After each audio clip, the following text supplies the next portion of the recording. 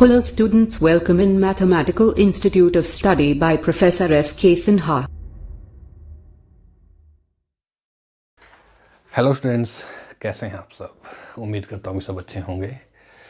Students, MIS channel में मैं S.K. Sinha आपका स्वागत करता हूँ और आज मैं आपके लिए एक बहुत ही इंपॉर्टेंट टॉपिक लेकर के आया हूँ and the name of topic is Gauss elimination method. This topic is most important for you. Students, Gauss Jordan method और गॉस एलिमिनेशन मेथड दोनों में कोई ज़्यादा डिफरेंस नहीं है. गॉस जॉर्डन मेथड हम ऑलरेडी कर चुके हैं और गॉस जॉर्डन मेथड में हम क्या करते हैं कि एक मेथड यूज़ करते हैं A is equal to identity A. ठीक है ना? तो यहाँ पे हम क्या करते हैं, दोनों में मैं डिफरेंस भी आपको बताऊंगा कि जो गॉस जॉर्डन है और जो गॉस एलिमिनेशन मेथड है दोनों में डिफरेंस क्या है.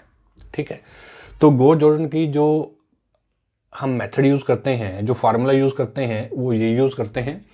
और यहाँ पे A मैट्रिसेस क्या है, the coefficient of X Y Z. मान लीजिए हमने ये ले लिए 2 1 1, यहीं से उठा लेते हैं 3 8 3 और 1 4 9.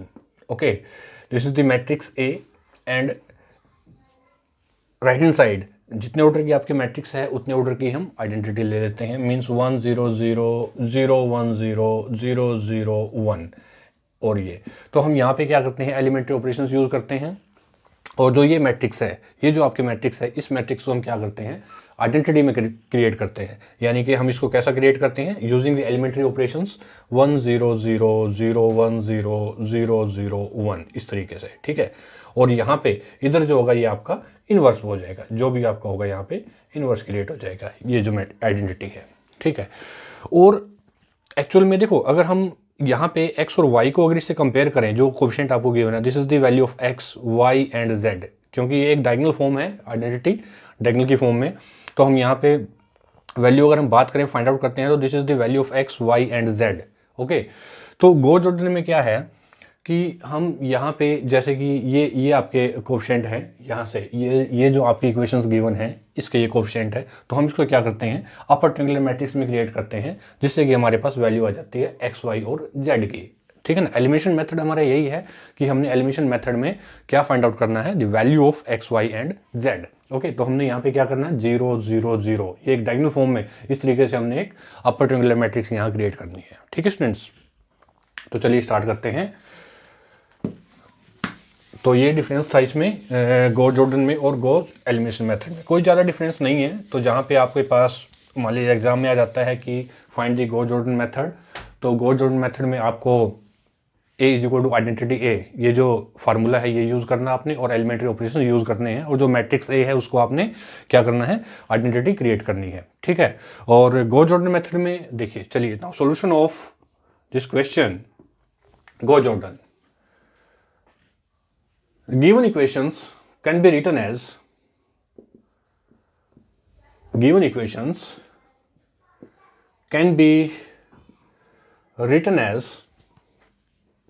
in matrix form.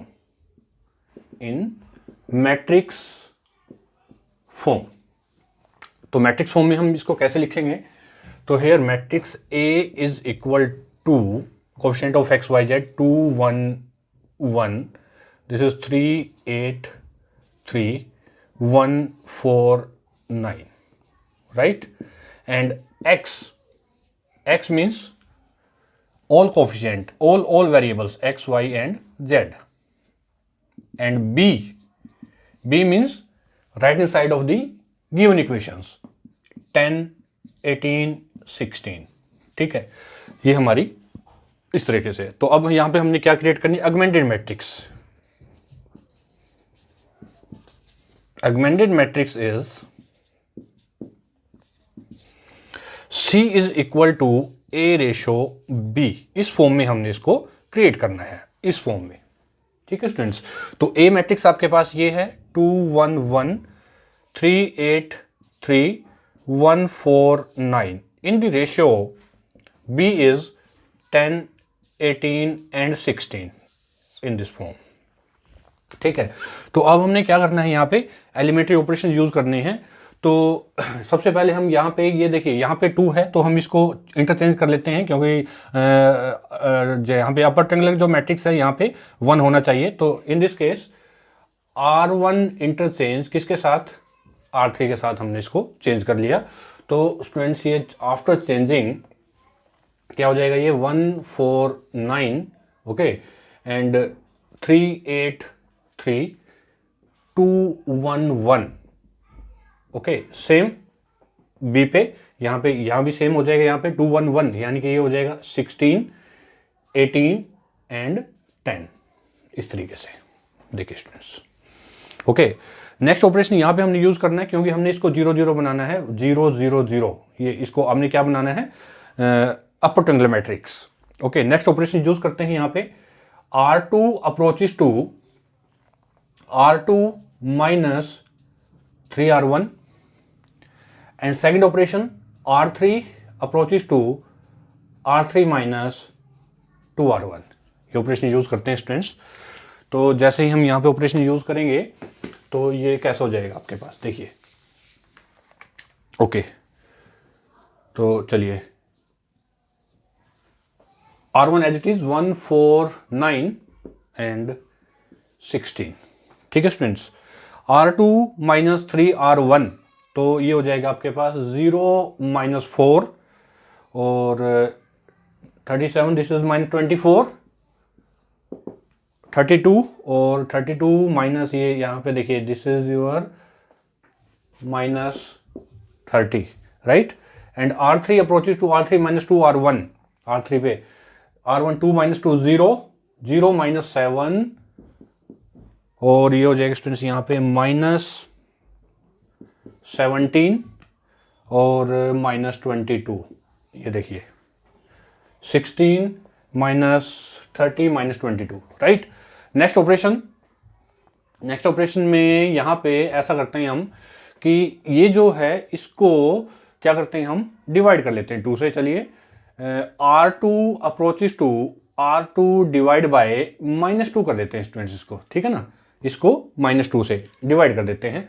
तो ये हो जाएगा हमारे पास 149 16 0 2 12 एंड 15 2 से डिवाइड कर दिया एंड और यहाँ पे R3 को भी कर देते हैं R3 approaches to R3 divide by -7 ठीक है स्टूडेंट्स। तो हमने क्या किया यहाँ पे R3 -7 तो ये हो जाएगा 0 1 17 बाय 7 और 22 बाय 7 ऐसा कीजिए इसको, ठीक है। अब चलिए इसको क्या करते हैं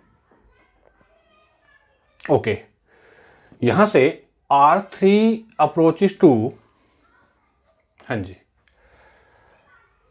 2R3 माइनस हाँ जी 2R3 माइनस R2 ये यूज करते हैं फार्मूले यहाँ पे एलिमेंट्री ऑपरेशन। तो कैसे हो जाएगा स्टूडेंट्स, यहाँ पे देखिए ये 149 16 0 2 12 और 15 एज इट इज और ये हो जाएगा 0 this is 2R3 2 minus 2 this is 0 okay. अब यहां से इसको मल्टीप्लाई करते हैं किससे, R2 को आपने R2 R3 तो ये हो जाएगा स्टूडेंट्स यहाँ पे देखिए 34 डिवाइड बाय 7 और सब्ट्रैक्ट क्या करना आपने R2 माइनस 12 R3 को मल्टीप्लाई किया 2 से डिवाइड बाय 7 माइनस 12 ओके। तो यहां पे आपके पास आ जाएगा और 7 आपने एलसीएम ले लिया 34 माइनस 84 तो स्टूडेंट्स ये कितना हो गया आपके पास 50 ठीक है ना। ये आ गया आपके पास -50 बाय 7 ये यहाँ पे, ठीक है। देखिए 12 आपने क्या किया है R3 पे ऑपरेशन यूज किया आपने 2R3 माइनस R2 इसको 2 से मल्टीप्लाई करके 2 माइनस 2 दिस इज 0 और ये 24 तो आपने क्या किया है यहाँ पे 37 डिवाइड बाय 7 माइनस 12 84 और this is -50 by 7। In the same way यहाँ पे मल्टीप्लाई करते हैं इसको 15 को फिर से ये इसको मल्टीप्लाई करते हैं 2 से ये हो जाएगा आपके पास 44/7 माइनस 15 डिवाइड बाय 7, तो ये आ जाएगा students 44 minus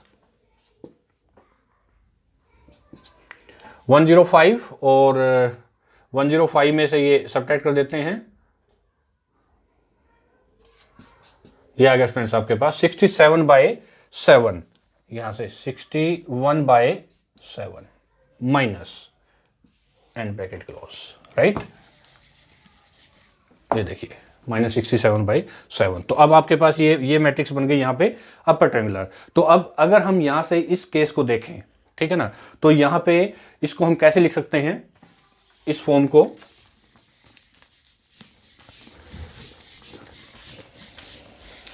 okay, now 149 0 to 12 0 0 -50/7, okay, and bxyz, this is your x is equal to 16 15 and -61/7, ये देखिए स्टूडेंट्स, ठीक है।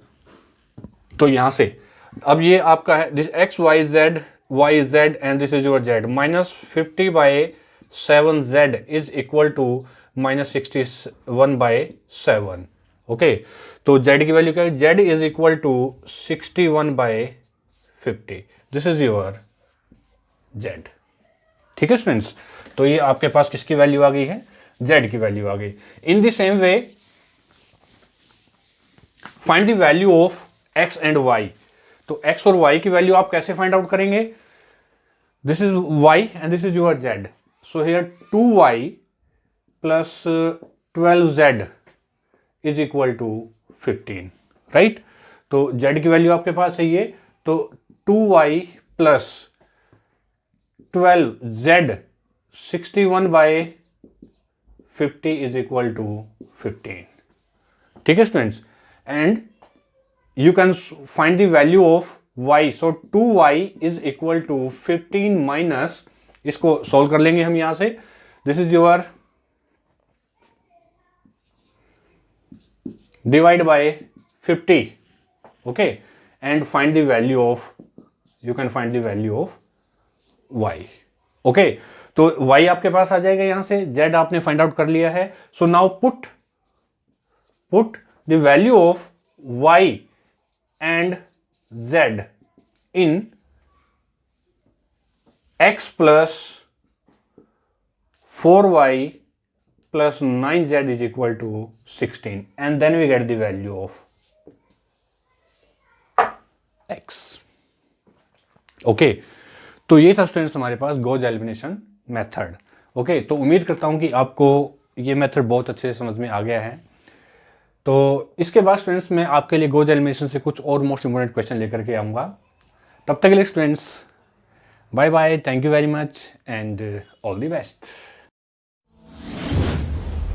Thanks for watching. Please like, share and subscribe Mathematical Institute of Study India.